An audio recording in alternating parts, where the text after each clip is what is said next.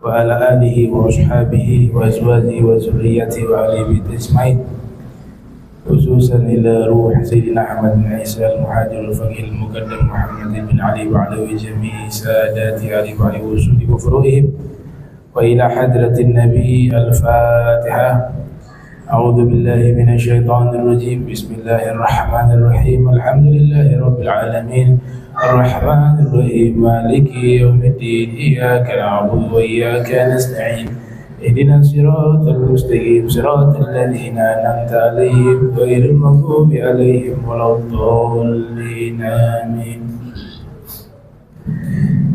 قال المصنف رحمه الله ورضي الله تعالى عنه وأرضاه ونفعنا به وبعلومه وأمدنا بأسراره وأعادنا من بركاته في الدارين.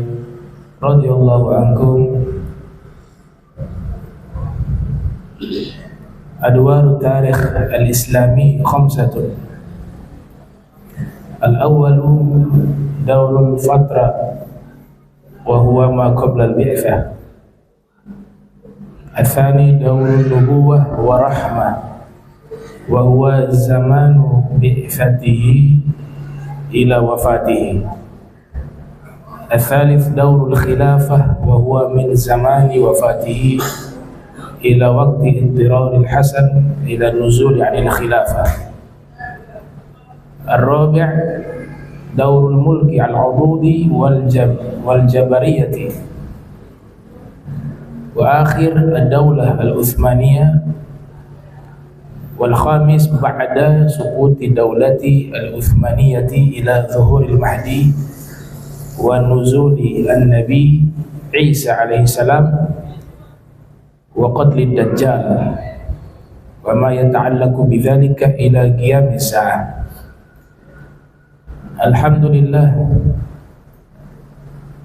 الحمد لله وكفى، ثم الصلاة والسلام على النبي المصطفى وعلى آله وأصحابه أهل صدق والوفاء. أما بعد، سبحانك لا علم لنا إلا ما علمتنا إنك أنت العليم الحكيم.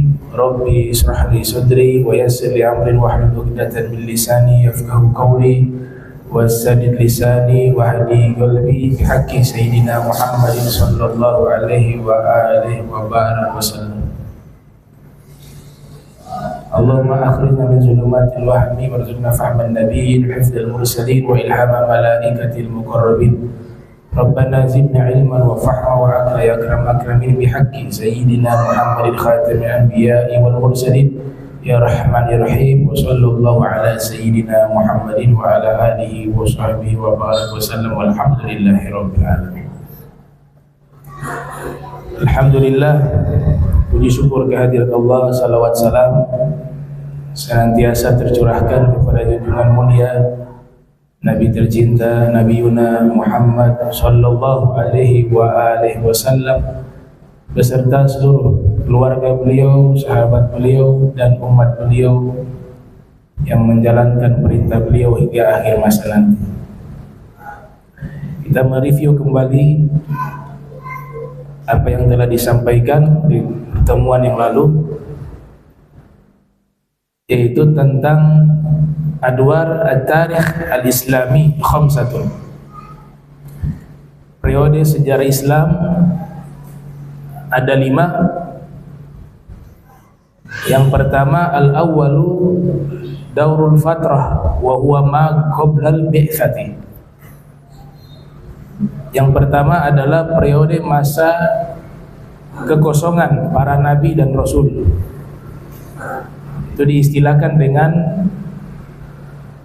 al-fatrah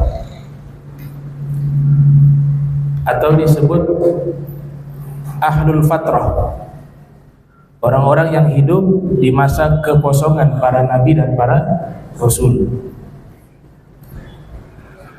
dan yang sebelum diutus Nabi SAW. Wa huwa ma qabla bi'tsati. Di sejarah yang dibahas sejarah para nabi, mulai dari Nabi Adam sampai sebelum lahirnya Rasul sallallahu alaihi wasallam. Nah, ini kajian sejarah yang pertama. Dikatakan dalam Al-Quran, wa kullan naqussu 'alaika min anba'ir rusuli, seluruhnya kami kisahkan kepadamu wahai Nabi Muhammad, anba, berita-berita tentang para nabi-nabi terdahulu. Ini sejarah Islam pertama kita membahas para anbiya sebelum diutusnya Rasul sallallahu alaihi wasallam atau sebelum dilahirkannya Rasul. Periode yang kedua, ats-tsani daurun nubuwati wa rahmati, wa huwa zamanu bi'tsatihi ila wafatihi. Periode kenabian dan rahmah, yaitu di masa diutusnya Nabi sallallahu alaihi wasallam hingga beliau wafat. Nah, periode kedua inilah kajian terhadap sirah nabawiyah di saat Nabi dilahirkan hingga beliau wafat. Periode yang ketiga, daurul khilafah, periode khilafah, wa huwa min zamani wafatihi ila waqti intiraril Hasan ila nuzuli 'anil khilafah, yaitu di masa setelah wafatnya Nabi. Di situ nanti dilantik Sayyidina Abu Bakar jadi khalifah. Selama 2 tahun beliau memimpin. Setelah Sayyidina Abu Bakar meninggal, dilanjutkan oleh Sayyidina Umar bin Khattab kurang lebih selama 10 tahun. Sayyidina Umar wafat, dilanjutkan khilafah tersebut oleh Sayyidina Utsman bin Affan kurang lebih selama 14 tahun. Wafat Sayyidina Utsman, dilanjutkan khilafah tersebut oleh Al-Imam Ali bin Abi Thalib karramallahu wajhah selama 3 tahun 6 bulan.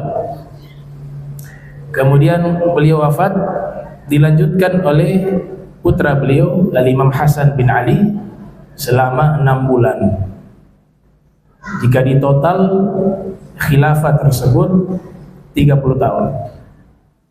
Sebagaimana riwayat dari Safinah mengatakan bahwa Rasulullah sallallahu alaihi wasallam bersabda, al-khilafah ba'di 30 sanatan. Khilafah setelahku 30 tahun.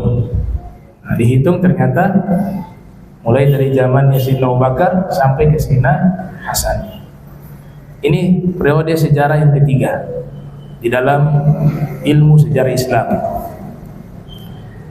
Nah, Sayyidina Hasan mengundurkan diri sebagai khalifah yang sah. Para sejarawan mengenal dengan Amul Sulhi, tahun perdamaian. Padahal beliau secara sah, secara aklamasi dipilih oleh mayoritas penduduk Madinah. Dan di antara mereka banyak para sahabat Rasul. Dipilih beliau secara aklamasi sebagai khalifah. Namun di saat yang sama di wilayah Syam juga diangkat khalifah Muawiyah. Tidak mau terjadi konflik, beliau melepaskan jabatan tersebut. Dan ini sudah diprediksi oleh Nabi kita Muhammad sallallahu alaihi wasallam. Imam Hasan masih berusia anak-anak. Nabi sedang menggendong Imam Hasan. Kemudian ada sahabat yang bertemu dengan Nabi. Kemudian Nabi mengatakan, "Hadza ibni sayyid." Ini anakku adalah pemimpin. Yang dimaksud Imam Hasan. Pada waktu itu usia Imam Hasan masih anak-anak. "Hadza ibni sayyid yuslihullahu ta'ala bihi fi'atain azimatain minal muslimin." Atau kama qala Nabi sallallahu alaihi wasallam. Anakku ini adalah pemimpin. Dengan sebabnya Allah damaikan 2 kelompok kaum muslimin yang bertikai. Dan itu terbukti di waktu Imam Hasan melepaskan jabatannya sebagai khalifah yang sah dengan tujuan agar tidak terjadi konflik peperangan antara sesama kaum muslim. Yang satu berpihak kepada Muawiyah dan yang satu kelompok mendukung Imam Hasan. Beliau lepaskan jabatan itu sehingga tidak terjadi peperangan sesama kaum muslimin. Itu periode sejarah yang ketiga dalam kajian sejarah Islam. Yang keempat adalah Daurul Mulkil Adud wal Jabariyah wa akhir Daulah Al-Uthmaniyah. Di sini saya tambahkan sedikit dari sumber kitab. Yang keempat adalah periode kerajaan yang saling menggigit. Apa maknanya saling berebutan jabatan? Itu di masa Daulah Umayyah.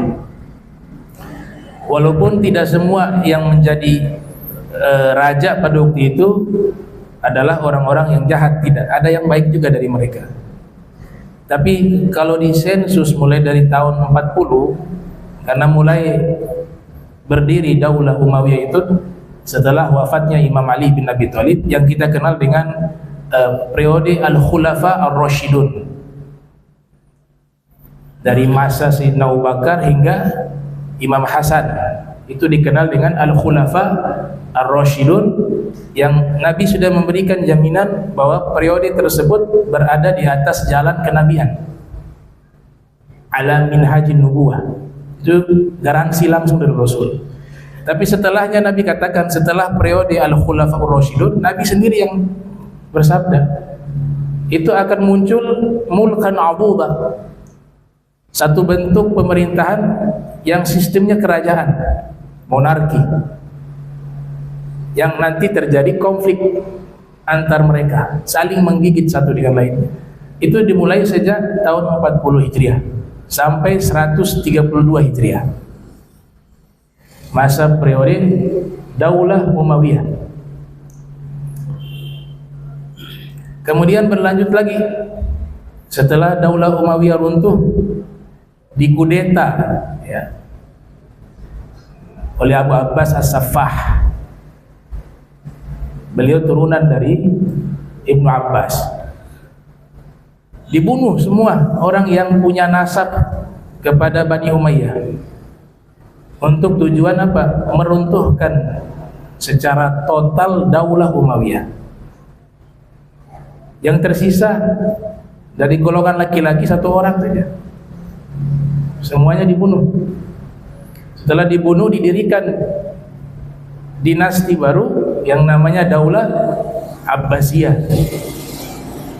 Yang perjalanan daulah ini cukup panjang ya, mulai dari tahun 132 Hijriah hingga abad 6 Hijriah. Itu masa Daulah Abbasiyah. Satu dari keturunan Bani Umayyah yang selamat dari pembunuhan itu adalah Abdurrahman Ad-Dakhil. Beliau ayahnya bangsawan dari Bani Umayyah, ibunya asli suku Barbar. Suku Barbar itu ada di Afrika. Makanya beliau mengungsi ke Afrika.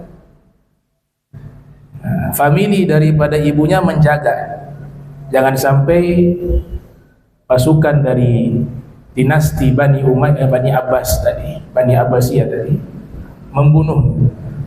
Akhirnya dijaga beliau di Afrika, di Maroko dan sekitarnya. Setelah itu diusulkan untuk mengasingkan diri ke wilayah Andalus, yang nanti di situ lewat jalur laut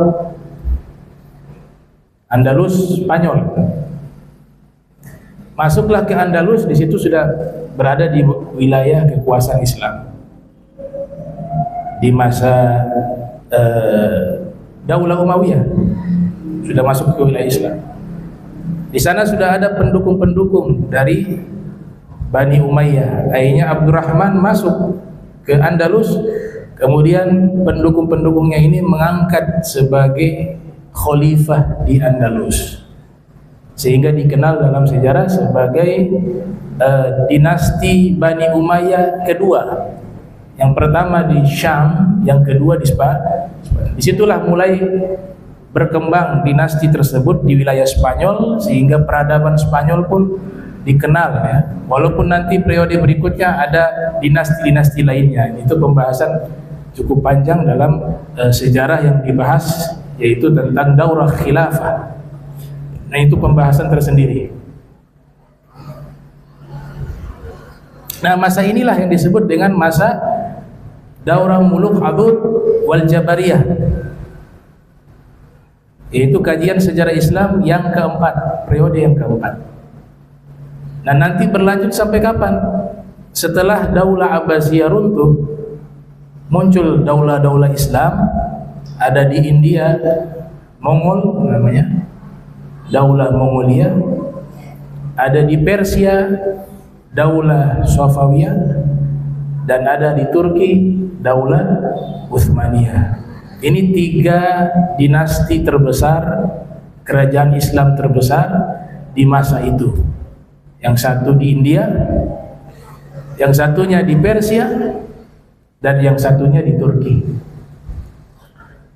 Daulah Safawiyah secara resmi mengikuti madhab Syiah.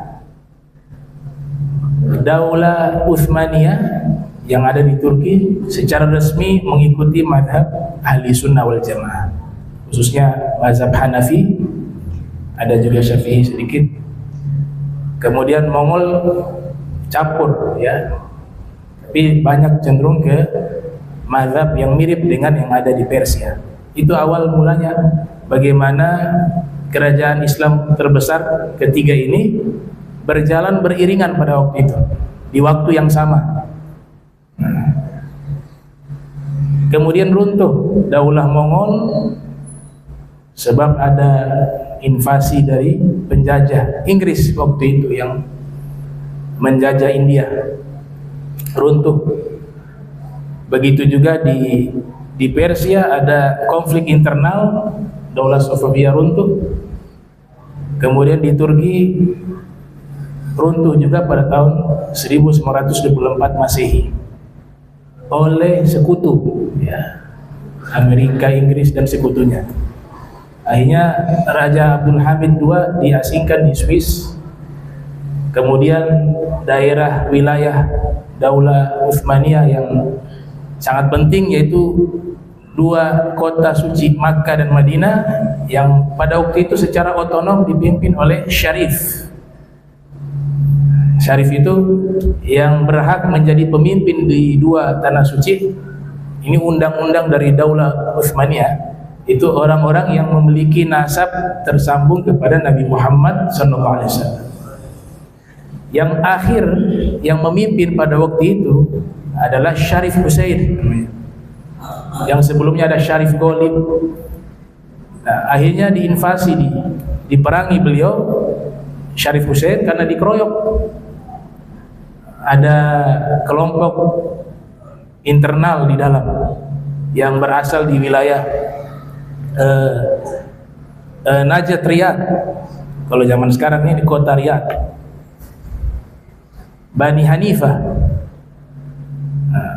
Kemudian ada Ibnu Saud yang nanti menisbatkan namanya menjadi nama negara yang sekarang ini Saudi Arabia. Kemudian dari pihak Inggris juga ikut memerangi beliau, yang pada akhirnya beliau Syarif Husain memutuskan hijrah ke Jordania, yang di sana sudah ada pendukung-pendukung beliau juga, yang pada akhirnya beliau diangkat juga sebagai raja di wilayah Jordan yang nanti disebut dengan kerajaan Hashimiyah. Nah, yang sampai sekarang anak turunannya yang melanjutkan kerajaan tersebut. Nah, itu sejarah yang keempat, periode keempat. Jadi mulai dari Daulah Umayyah sampai masa runtuhnya Daulah Utsmaniyah. Kan itu kekhilafaan terakhir Islam. Runtuh ya di Turki. Dirubah yang tadinya sistemnya khilafah Islamiyah dengan hukum Islam, dirubah menjadi negara sekuler oleh Kemal Atatürk. Dan yang terakhir, yang kelima, periode sejarah yang kelima dalam sejarah Islam adalah yaitu setelah runtuhnya Daulah Utsmaniyah sampai nanti munculnya Imam Mahdi, turunnya Nabi Isa, munculnya Dajjal, munculnya Ya'juj wal Ma'juj, munculnya Ad-Dabbah, sejenis hewan melata yang nanti mengstempel, ya, orang kafir distempel kafir, orang mukmin distempel mukmin. Setelah itu peradaban habis, sudah gak ada lagi sejarah. Jadi kita ini masih berada dalam wilayah sejarah saat ini, sejarah Islam. Ya. Puncaknya adalah munculnya Imam Mahdi, turunnya Nabi Isa, munculnya Dajjal dan dibunuh oleh Nabi Isa, keluarnya Ya'juj Ma'juj, dan pada akhirnya Ad-Dabbah. Selesai daripada itu peradaban manusia sudah tidak ada, yang ada orang-orang kafir. Sehingga Nabi katakan, nama Allah saja mereka tidak tahu. Allah itu apa? Dikatakan bahwa wala taqumu sa'ah, tidak akan terjadi hari kiamat, wa man yaqul Allah Allah, jika masih ada orang mengucapkan Allah Allah. Kalau sudah tidak ada lagi yang mengucapkan Allah Allah, artinya sudah tidak ada lagi orang Islam. Karena yang melafadzkan Allah Allah itu kan hanya orang Islam. Sudah tidak ada lagi orang Islam, berarti sejarah berakhir. Sejarah Islam itu berakhir. Dan pada waktu itulah terjadi hari kiamat. Dan orang yang punya keimanan dalam hatinya tidak akan mengalami hari itu. Diwafatkan mereka lewat udara yang wangi, yang bersumber dari kota Aden yang ada di Yaman. Siapa yang menghirupnya meninggal dunia, dan yang bisa menghirupnya bau wangi itu dan dia meninggal dunia adalah orang-orang yang dalam hatinya ada keimanan, yaitu orang mukmin. Nah, ini 5 periode sejarah yang dibahas dalam kajian sejarah Islam. Kalau kita membahas As-Sirah Nabawiyah, dia masuk ke periode yang kedua, membahas tentang Nabi Muhammad sallallahu alaihi wasallam, sejarah beliau. Hari lahir beliau sebutkan sendiri, hari Senin. Hadis riwayat Muslim, yang lahir tahun 204, wafat 261 Hijriah, di mana ditanya kepada beliau kenapa beliau sering berpuasa di hari Senin. Kemudian Nabi menjawab, "Dzaka yaumun wulidtu fihi wa unzila alayya fihi." Di hari itu aku dilahirkan, di hari Senin. Dan di hari itu pun aku diturunkan wahyu pertama, di hari Senin juga. Ketika Nabi menyebutkan hari, Nabi kaitkan dengan puasa, dengan hari lahirnya. Itu menunjukkan yang pertama bahwa hari kelahiran Nabi itu satu hal yang penting. Kalau tidak penting tidak mungkin disebut.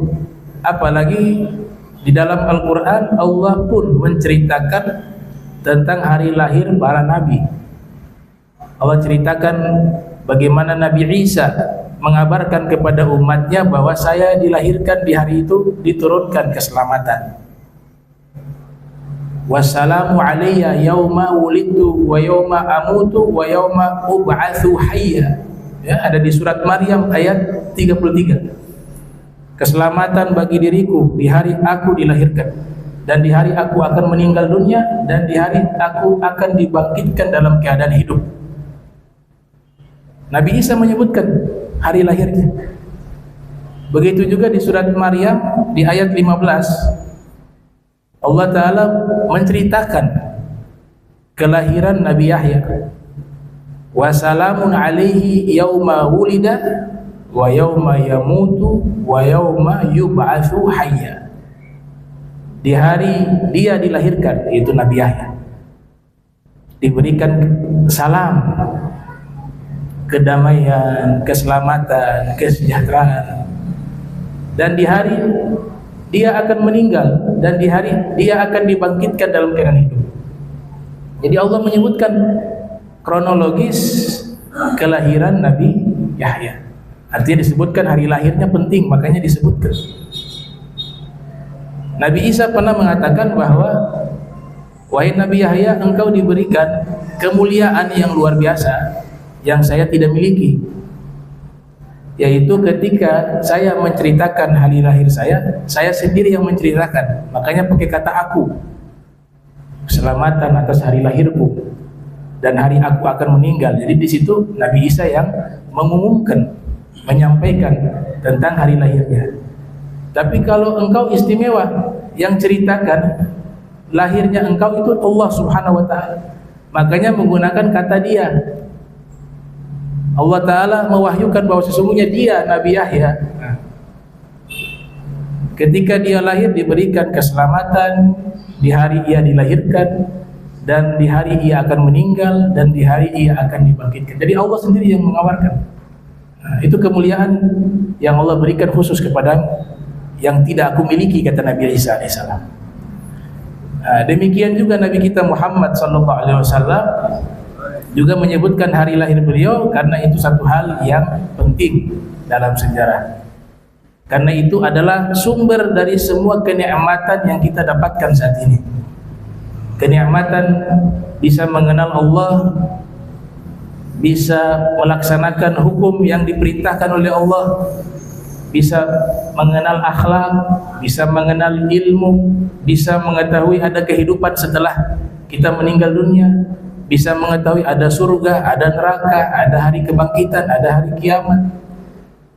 Itu semua lewat perantara Nabi Muhammad sallallahu alaihi wasallam. Sebab itulah Al-Imam Ibnu Hajar Al-Haytami menulis kitab berjudul tentang An-Ni'matul Kubra, nikmat yang paling besar, yaitu hari dilahirkannya Nabi Muhammad sallallahu alaihi wasallam.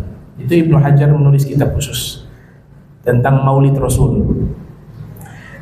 Maka cara untuk menghormati hari lahir Nabi yang dianggap sebagai nikmat terbesar adalah kita isi dengan amal-amal baik.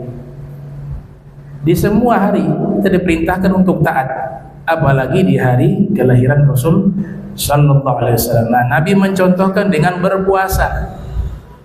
Saya berpuasa bukan tunggu setahun sekali, tapi sebab hari lahir beliau hari Senin, setiap hari Senin beliau puasa sunnah di hari Senin dan hari Kamis. Ya, secara khusus hari Senin hari lahir beliau, dan hari Kamis hari diangkatnya amal bersamaan dengan hari Senin juga. Al-Imam Al-Hafiz Ibnu Hajar Al-Asqalani yang lahir tahun 773 Hijriah, wafat 852 Hijriah, di dalam Fathul Bari beliau juga dikutip oleh Syekh Abdul Hamid Al-Makki dalam kitab Kanzul Najah was Surur, memberikan komentar bahwa ketika ditanya Nabi puasa hari Senin, kemudian Nabi mengatakan karena di hari itu aku dilahirkan, maka sebab itulah aku berpuasa. Itu sebagai isyarat bahwa di hari Senin kita diperintahkan secara khusus melakukan amal-amal soleh. Dan bukan hanya puasa, tapi itu hanya sebagai contoh. Dengan puasa, tapi bisa juga dengan sedekah, bisa juga dengan melakukan amal-amal kebaikan di hari tersebut. Itu keterangan dari Al-Hafiz Ibnu Hajar Al-Asqalani. Nah, Nabi kita sallallahu alaihi wasallam itu di dalam kitab Ar-Rahiqul Makhtum karya Sofiur Rahman Al-Mubarakfuri menyebutkan beliau kalau dihitung dengan hitungan Masehi lahir pada tahun 571 Masehi. Sekarang berapa? 2024, 25. Cukup jauh ya. Jadi beliau lahir Masehnya 571 Masehi, bertepatan tanggal 20 April atau 22 April di Syi'ib Bani Hashim. Dilahirkan di satu tempat namanya Syi'ib Bani Hashim. Di situ beliau dilahirkan. Ini berdasarkan penelitian dari Al-Imam Al-Alim Kabir Muhammad bin Sulaiman Al-Mansur Furi dan salah satu ulama juga peneliti ahli ilmu astronomi namanya Syekh Mahmud Basha. Nah, mereka mengatakan Nabi lahir 571 Masehi, 20 April atau 22 April. Dan itu ada dalam kitab Ar-Rahiqul Makhtum ya. Yang pertama yang perlu kita ketahui bahwa seluruh ahli sejarah sepakat bahwa Nabi dilahirkan pada hari Senin. Gak ada khilaf sama sekali di situ. Karena Nabi sendiri sudah menyatakan itu. Saya dilahirkan di hari Senin. Sehingga semua sepakat bahwa Nabi dilahirkan di hari Senin.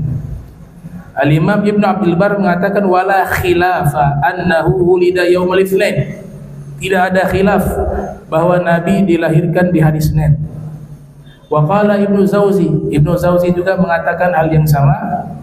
Kelahiran tahun 510 Hijriah, wafat 597 Hijriah, mengatakan ittafaqu ala anna Rasulullah sallallahu alaihi wasallam wulida yaumul itsnain.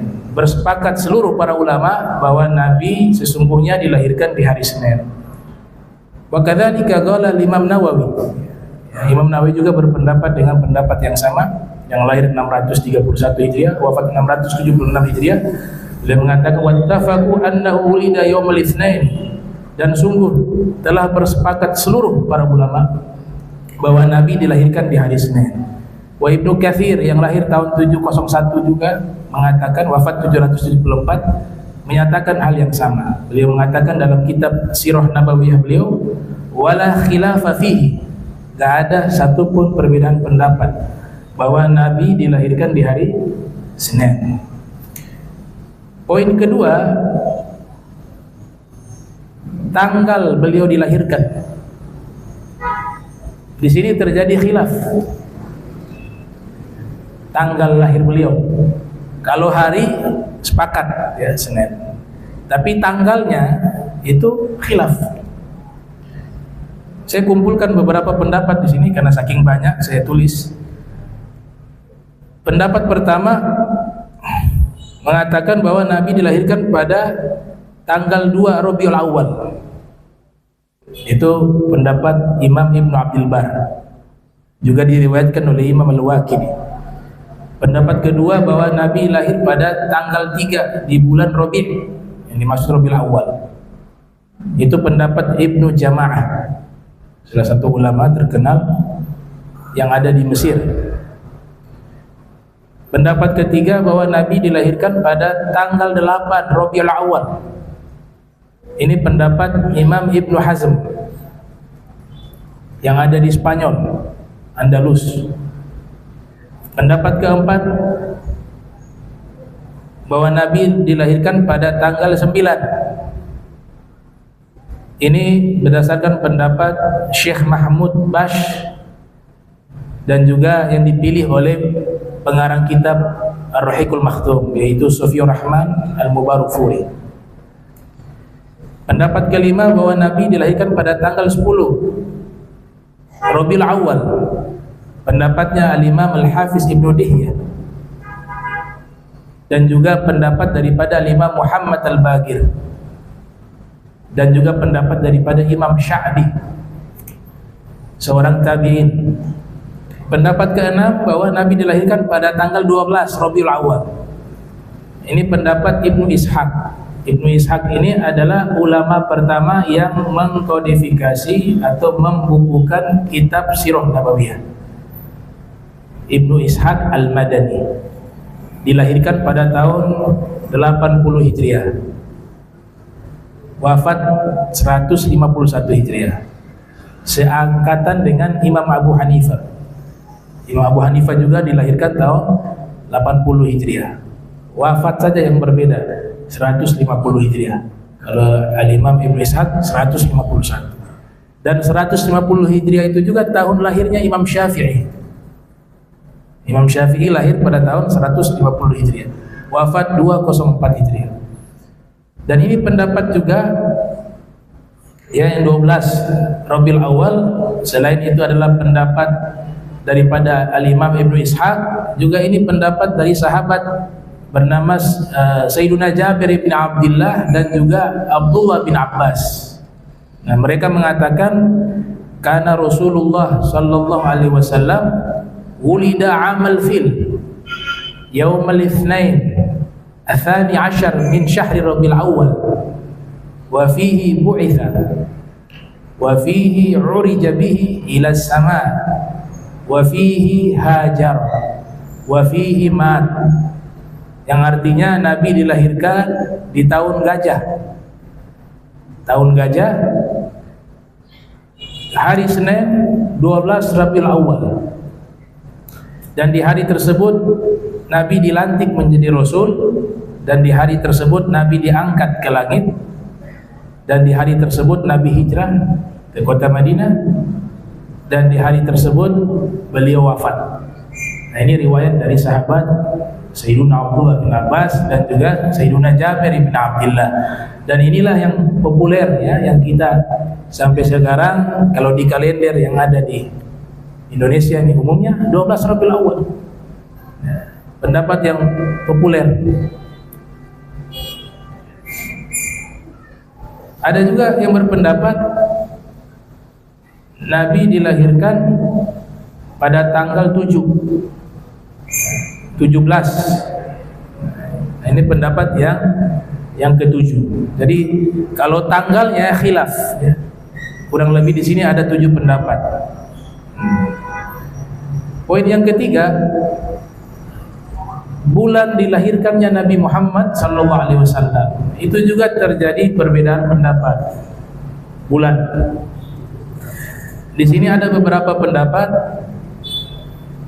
Pendapat pertama, Nabi dilahirkan di bulan Rabiul Awal.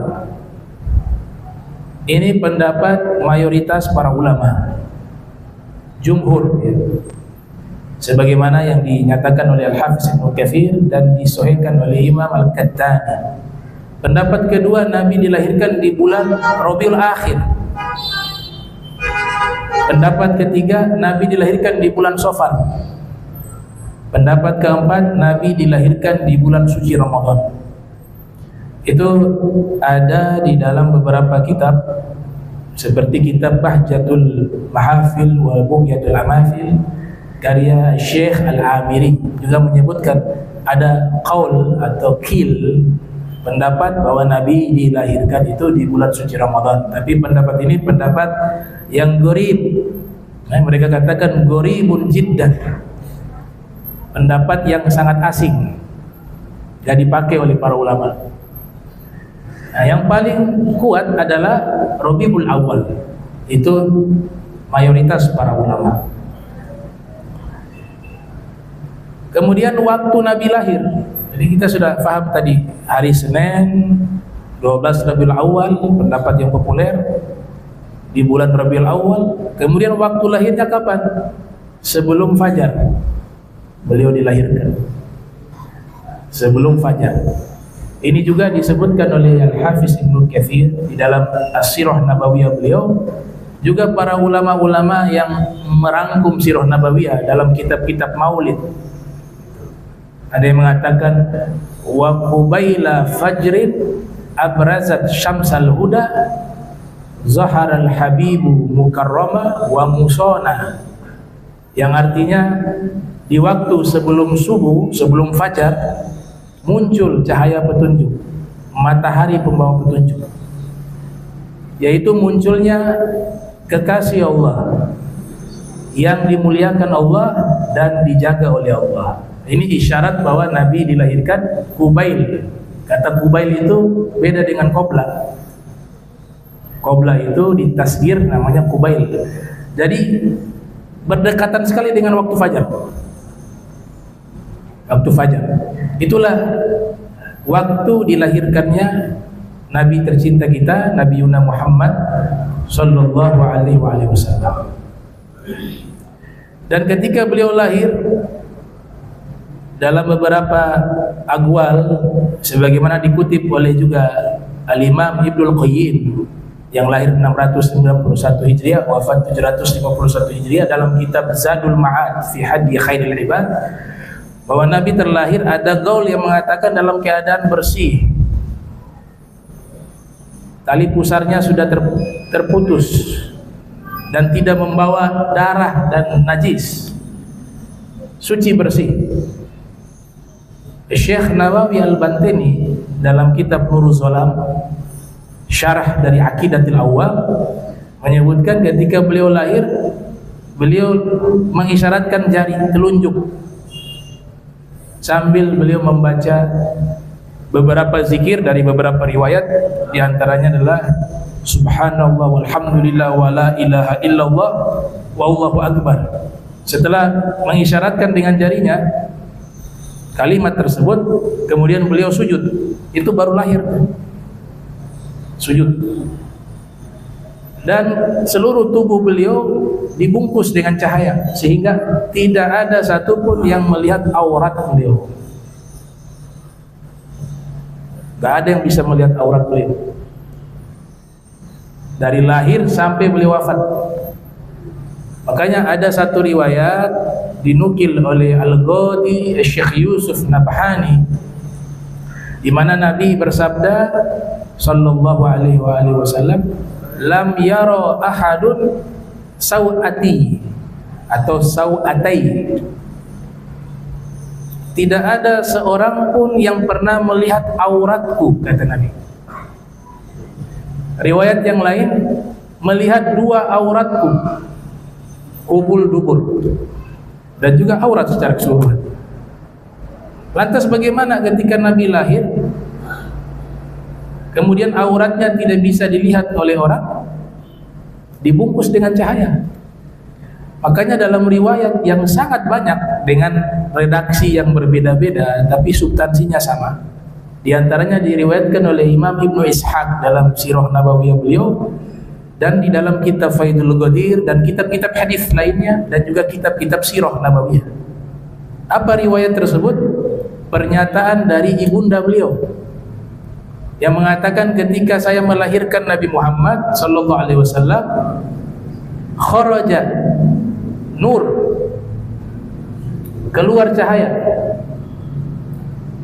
adaat lahu usuru Bushra min ardi Syam, yang cahaya itu saking terang sehingga istana-istana di wilayah Bushra di negeri Syam bisa terlihat.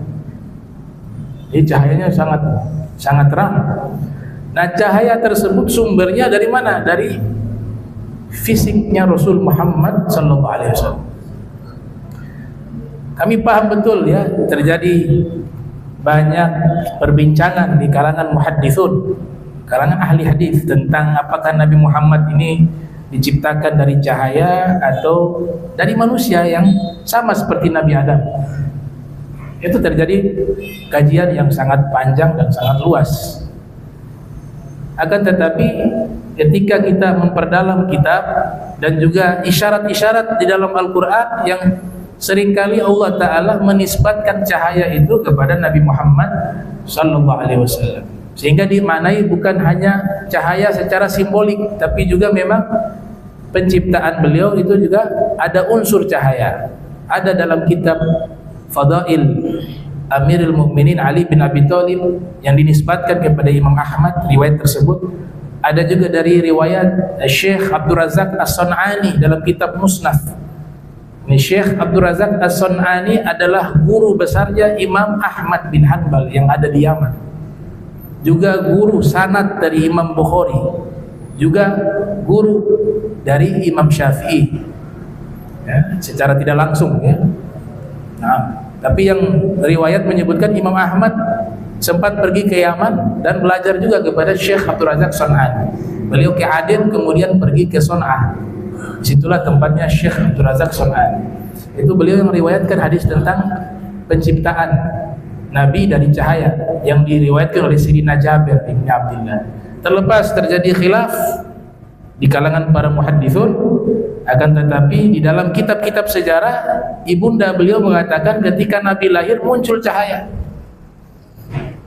Dalam kitab Faidul Qadir mengatakan mimpi, ibunda beliau mimpi ketika melahirkan keluar cahaya. Tapi riwayat yang lain mengatakan tidak mimpi, ketika lahir benar-benar keluar cahaya. Nah, cahaya inilah yang membungkus ya tubuh Nabi kita Muhammad sallallahu alaihi wasallam.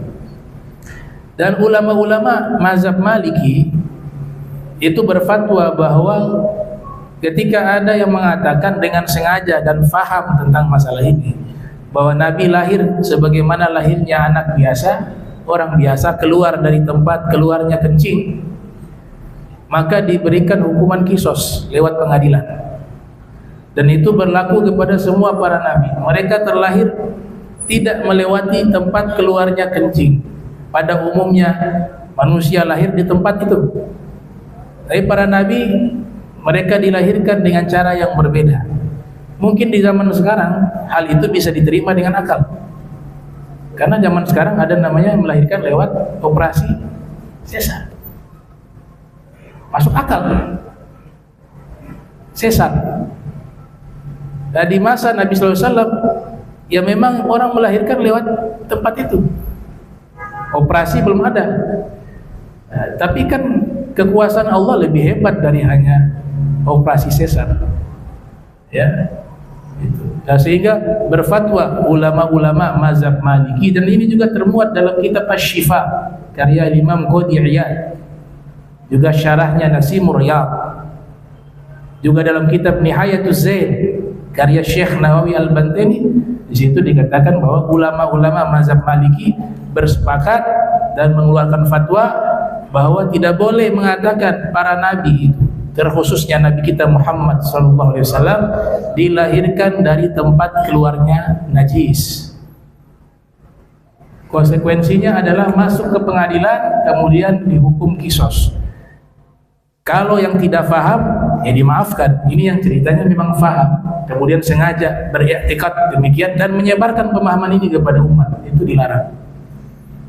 Jadi jangan sembarangan bicara tentang sosok Nabi Muhammad SAW. Ya. Bukan mengkultuskan, hakikatnya seperti itu. Karena Allah sendiri sudah memuji Nabi setinggi-tingginya. Allah Ta'ala menyebutkan akhlaknya di atas akhlak yang ada. Satu-satunya makhluk yang ketika masih hidup diundang oleh Allah dan berjumpa dengan Allah secara langsung. Allahu a'lam seperti apa itu. Bigairi kaifin wan hisar. Bagaimana dan rinciannya wallahu a'lam. Nabi selamat begitu deh. Ketemu langsung. Kemudian semua ibadah, terutama ibadah yang paling puncak itu bagi kita, sholat. Sholat itu Allah dengan tegas menyatakan aqimis sholata li dzikri, dirikanlah sholat untuk mengingatku, jangan ingat yang lain. Tapi coba perhatikan, dalam sholat Allah masukkan juga ingat Nabi Muhammad SAW. Di tasyahud akhir wajib bersalawat kepada Rasul Muhammad SAW. Gak bisa dipisah. Apakah itu kurang satu kultus yang mengatakan jangan terlalu mengkultuskan Nabi Muhammad? Definisi mengkultuskan Nabi Muhammad itu seperti apa? Yang dilarang hanya satu. Ini biar paham. Kita dilarang mengkultuskan Nabi Muhammad. Sekarang pertanyaan, dilarangnya sampai kemana sih? Kan harus jelas. Dijawab oleh para imam, para ahli syair, para ahli mahabbah. Yang dilarang hanya satu, jangan pernah memposisikan Nabi Muhammad sebagai Tuhan. Itu saja. Selebihnya silakan kalian puji setinggi-tingginya. Itu pun belum mampu bisa mengungkap hakikat kemuliaan Nabi Muhammad SAW. Makanya Imam Busiri menyerah. Ya, beliau mengubah syair pujian kepada Rasul SAW panjang lebar begini dan begitu. Ulama-ulama lainnya, para sahabat juga memuji Nabi. Ada kitab karangan Ibnu Sayyidin Nas kalau tidak salah ya, Minahul Madah nama kitabnya. Itu kumpulan pujian-pujian dari para sahabat yang dipersembahkan untuk Nabi Muhammad sallallahu alaihi wasallam. Jadi semua sudah memuji semaksimal mungkin kepada Nabi Muhammad, Tapi kesimpulan akhirnya mereka mengatakan begini, sebagaimana yang disampaikan oleh Imam Busiri ya dalam burdahnya. Fa inna fadla Rasulillah laisa lahu haddun fayukhbir anhu na'tiqu bi fadli. Sesungguhnya kemuliaan Nabi Muhammad enggak ada batasannya. Sehingga siapapun yang paling fasih di dalam mengubah pujian dan syair itu tidak akan bisa mengungkap kemuliaan Nabi Muhammad sallallahu alaihi wasallam. Itu. Jadi batasannya hanya satu. Makanya hadis dibaca utuh dong, jangan setengah-setengah. Ini sekarang zaman main potong-potong. Bukan hanya potong video, potong hadis juga. Ada hadis dikatakan, jangan kalian memuji aku. Nabi katakan begitu. Sebagaimana orang-orang Nasara memuji Nabi Isa. Di situ bukan artinya lafaz secara mutlak memuji dilarang kepada pujian kepada Nabi. Tidak. Buktinya Allah sudah memuji Nabi, sahabat sudah memuji Nabi, ulama-ulama besar memuji Nabi. Tapi lanjutannya ini namanya illat, alasan kenapa dilarang memuji Nabi itu harus ditaksis, harus dikhususkan. Makanya ada kajian usul fikih, harus kita hukum dengan kaidah keilmuan yang sudah diregulasi oleh para ulama lewat dalil juga, sehingga tidak salah paham. Ternyata lanjutannya adalah jangan kalian memuji saya sebagaimana orang-orang Nasrani memuji Isa bin Maryam dengan menjadikan dia sebagai Tuhan, memujinya sebagai Tuhan. Tapi sebutlah aku dengan nama Rasulullah, hamba Allah. Jadi kalau memuji Nabi setinggi-tinggi apapun pujian itu, ketika memposisikan Nabi sebagai Nabi itu bebas. Makanya ulama dulu ada bingung nih memuji Nabi, buat lomba. Terjadi zaman lomba memuji Rasul. Ada yang nulis syair panjang lebar begini dan begitu, Nabi bagikan rembulan dan seterusnya. Ini ulama ini bingung, kira-kira apa yang pantas puji, ya, pujian kepada Nabi. Beliau hanya tulis singkat saja beberapa bait, beberapa kata saja. Yang kesimpulannya adalah bahwa di atas Nabi Muhammad Allah. Itu aja. Ternyata yang juara beliau. Yang lainnya Nabi punya kemuliaan begini-begini. Beliau bingung gimana, hanya beliau tulis di atas Nabi Muhammad Allah. Artinya selain Nabi Muhammad gak ada lagi yang punya pangkat melebihi Nabi Muhammad. Makhluk manapun, siapapun dia, puncak kemuliaan dimiliki oleh Rasul Muhammad SAW. Di atasnya Allah. Ya Allah kita sudah maklum, akal sudah bisa menjawab Allah itu Tuhan. Dan umat ini, umat Islam sudah diberikan jaminan, garansi oleh Nabi Muhammad SAW bahwa saya tidak akan dijadikan Tuhan. Umat saya, sebodoh-bodohnya umat saya, tidak ada sampai hari ini yang mengatakan Nabi Muhammad Tuhan. Itu jaminan dari Nabi kita Muhammad SAW. Nah ini hal-hal yang penting yang perlu kita pahami. Terakhir yang keempat saya tutup, beliau dilahirkan di tahun gajah ya. Itu 30 hari atau 40 hari atau 50 hari setelah peristiwa Raja Abraha dengan pasukan bergajahnya. Imam Muhammad Al-Baqir mengatakan 55 hari setelah peristiwa tersebut. Dan ada gajah yang dibawa namanya Mahmud. Imam Abdul Qasim Suhaili menyebutkan dalam kitab Radul Unf, ini gajah Mahmud umurnya panjang, ada dari zamannya Dzulkarnain sampai Raja Abraha. Itu gajah yang paling besar, namanya Mahmud ya. Namanya Mahmud, disebut oleh Abdul Qasim As-Suhaili. Waktu Sayyidina Abdul Muttalib lewat, kakeknya Nabi, itu gajah menunduk di hadapan Sayyidina Abdul Muttalib. Kemudian Allah ilhamkan itu gajah bisa berbicara. Apa lafaz yang diucapkan oleh gajah tersebut? Ucapan salam. Dia katakan assalamu ala nur alladhi fi dhuhrika ya Abdul Muttalib. Saya ucapkan salam kepada cahaya yang ada di dalam punggungmu, wahai Abdul Muttalib. Jadi gajah ini ucapkan salam kepada Nabi Muhammad SAW. Itu gajah saja paham tuh Nabi Muhammad cahaya. Ada di dalam punggungnya Sayyidina Abdul Muttalib. Kemudian ini diriwayatkan oleh Syekh Yusuf An-Nabhani. Nah, ini beberapa hal tentang hari lahir, tanggal lahir, bulan lahir, tahun lahir Nabi kita Muhammad sallallahu alaihi wasallam. Insyaallah kita lanjutkan di malam Jumat yang berikutnya. Allahumma ja'al jam'ana hadza jam'an marhuma wa tafarraqna min ba'dihi tafarruqan ma'suma wa la tajal minna wa la minna shakila mahruma. Subhanaka bihamdika asyhadu an astaghfiruka wa atubu ilaik. Sallallahu alaihi wasallam Muhammadin wa ala alihi wa sahbihi wa barakatuh. Wa lafikum. Wassalamu alaikum warahmatullahi wabarakatuh.